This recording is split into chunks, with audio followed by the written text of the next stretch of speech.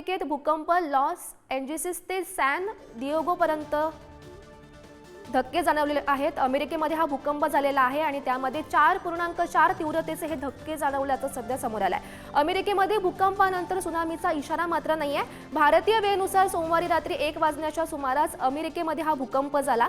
कॅलिफोर्नियाच्या loss एंजेलिसमध्ये 4.4 Richter स्केलचा हा भूकंप झालाय। यूएस जिओलॉजिकल सर्व्हेनुसार पहिल्या भूकंपाची तीव्रता 4.7 रिश्टर स्केल होती, नंतर 4.4 इतकी कमी झाल्याची सध्या नोंद समोर आली आहे।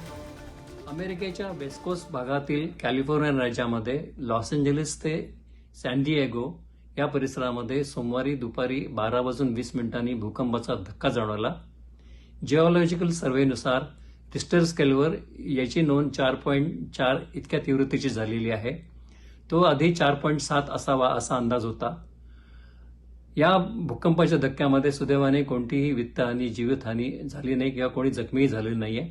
लॉस एंजेलिसचं जे फायर डिपार्टमेंट आहे त्यांनी 100हून अधिक फायर स्टेशनची पाहणी केली आणि कुठेही हानी झाली नाही ना याची खातरजमा करून घेतली।